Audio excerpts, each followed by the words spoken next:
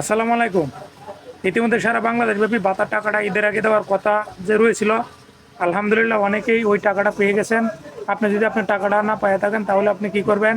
সেই সাথে যারা এখন পর্যন্ত টাকা পেয়ে গেছেন আলহামদুলিল্লাহ, আমাকে আশা করি কমেন্টের মাধ্যমে জানিয়ে দিবেন। কেননা আমি আপনাদের জন্যই গত 3 থেকে 4 দিন যাবৎ একাধারে ভিডিও করে যাইতেছি, আপনাদেরকে নিউজ দেওয়ার চেষ্টা করে যাইতেছি। আমি সাধারণত এই নিউজ নিয়ে ভিডিও তৈরি করি না, আমার এই চ্যানেলটা অনলাইন ভিত্তিক। তো আপনাদের ওই কমেন্টের জন্যই আমি এই ভিডিওগুলো দেওয়া আমার। তো আশা করি আপনারা আমাকে কমেন্টের মাধ্যমে জানিয়ে দেবেন।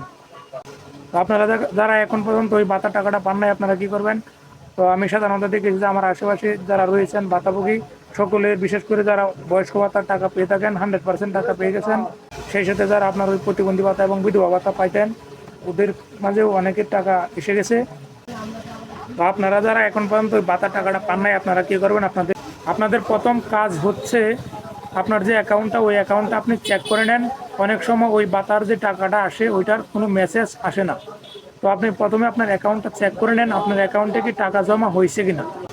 যদি দেখেন আপনার অ্যাকাউন্টে কোনো টাকা জমা হয় নাই, তাহলে আপনি অন্তত আজকে রবিবার, কালকে এবং মঙ্গলবার পর্যন্ত অপেক্ষা করেন। আশা করি সকলেই ভাতার টাকাটা পেয়ে যাবেন।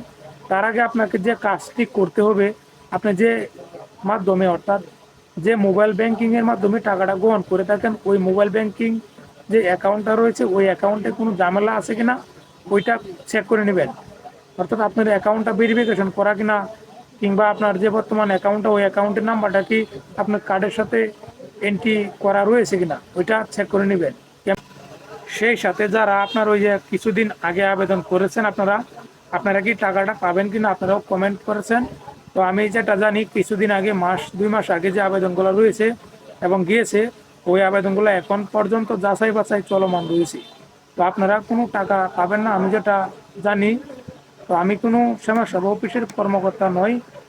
আমি ওই আপনাদের কমেন্টে রিপ্লাই দেওয়ার জন্য যে নিউজগুলো আপনারা যে কমেন্টগুলো করেন, ওই কমেন্টের প্রশ্নগুলো আমি যাচাই বাছাই করে তারপর আপনাদেরকে আমি রিপ্লাই দেওয়ার চেষ্টা করি।